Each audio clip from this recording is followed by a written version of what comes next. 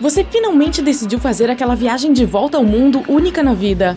A primeira parada dessa emocionante aventura é na Europa, e a jornada começa na Itália, o país das massas, pizzas e deliciosos sorvetes. Aí está, a mundialmente famosa Torre de Pisa. Você compra seu ingresso e entra no monumento inclinado. Está prestes a subir 251 degraus escorregadios. Portanto, cuidado onde pisa e não esqueça de respirar.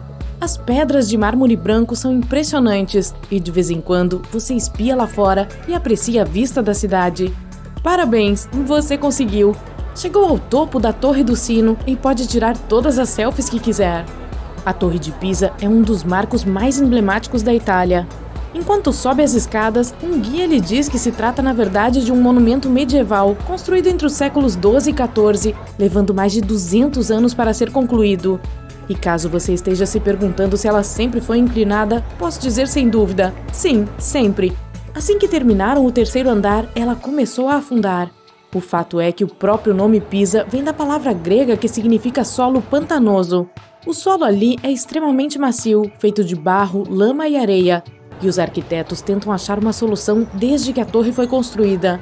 No topo do monumento de mais de 56 metros de altura, você aproveita para admirar a cidade. Quantos telhados de terracota pode contar? Se caminhar em direção ao lado sul do monumento, poderá se sentir mais perto do chão. Isso acontece porque a torre se inclina para o sul. Em um ponto, foram quase 5,5 graus e ainda assim ela não caiu. Hoje, quando você visita o monumento, o guia pode dizer que a torre está menos inclinada. Alguns anos atrás, os melhores arquitetos e engenheiros do mundo fizeram algumas obras ao lado dela para evitar a queda. Eles cavaram vários túneis e retiraram mais de 38 metros cúbicos de terra do lado norte. Agora, a torre está inclinada em um ângulo de apenas 4 graus. Então, se quiser tirar uma daquelas fotos clássicas em que está segurando a torre, é melhor se apressar. Vai saber quanto tempo ela ainda ficará assim. Agora é hora de passear em Roma. Essa cidade é basicamente um museu a céu aberto e é preciso conferir. Está um calor escaldante, mas você tem sorte. Hoje vai visitar as termas de Caracalla. Pronto para uma autêntica experiência romana antiga?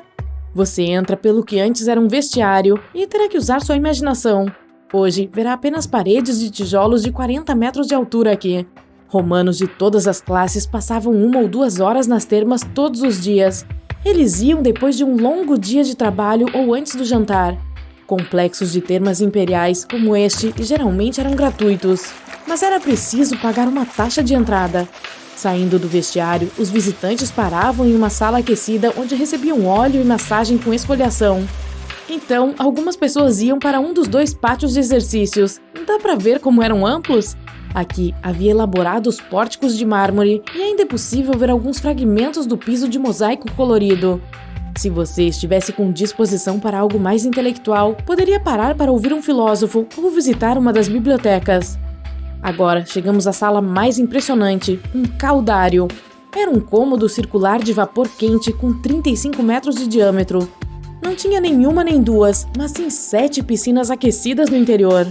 Acima da sua cabeça, você teria visto uma magnífica cúpula sustentada por grandes colunas de granito. Toda a estrutura era ricamente decorada com mosaicos de vidro multicoloridos e o mais fino mármore branco. O complexo também abrigava uma piscina olímpica coberta com água na altura da cintura. Hoje, só é possível admirar algumas paredes avermelhadas feitas de tijolo e concreto. O imperador Caracalla, como muitos outros imperadores romanos, construiu um mega complexo e com certeza deixou as pessoas felizes. Após um longo voo internacional, você chega ao Egito. Prepare-se para alguns passeios de camelo e frutas secas deliciosas. Você sai do seu hotel ao amanhecer e segue para os arredores do Cairo. Passa pelo rio Nilo em direção à margem oeste. Não esqueça de tirar algumas fotos. Ao longe, avista um grande monumento. É a grande esfinge de Gizé. Acredita que esse monumento foi feito há mais de 4.500 anos? Quando se aproxima, você vê as grandes pirâmides ao norte da esfinge e aprende que, ao contrário delas, esta foi esculpida diretamente no leito rochoso do Planalto de Gizé. Até hoje, é uma das maiores estátuas do mundo, com 20 metros de altura e 73 metros de comprimento das patas até a cauda. O rosto dela parece um pouco abatido hoje, mas de acordo com os arqueólogos, nem sempre foi assim. Uma reconstrução da esfinge no Photoshop dá uma aparência muito diferente. Como se pode ver, em um ponto o nariz foi cortado junto com partes do queixo. Os cientistas acreditam que a estátua é uma representação do faraó Khafra, por isso seu rosto se assemelha tanto ao de um humano. Logo abaixo dos olhos, uma linha escura esculpida foi adicionada para representar o delineador de carvão que os antigos egípcios costumavam usar. Curiosidade: isso não era apenas um hábito de beleza, mas também protegia os olhos dos raios ultravioleta. Em uma região desértica que recebe tanta luz solar, isso pode ser útil. Até hoje, os pesquisadores debatem se a esfinge tinha ou não barba. Muitos acreditam que, se era para representar um faraó, provavelmente havia uma barba trançada que foi destruída pela erosão. Ainda hoje, dá para ver os restos de algo similar a uma coroa real na cabeça dela. Esse ornamento de cabeça estava associado ao poder e à realeza. Agora, imagine que as listras eram azuis e douradas. Provavelmente era assim quando o monumento foi construído. Não há evidências de quanto tempo levou para a conclusão da obra, mas provavelmente foram muitos anos, pois os detalhes esculpidos são bastante impressionantes.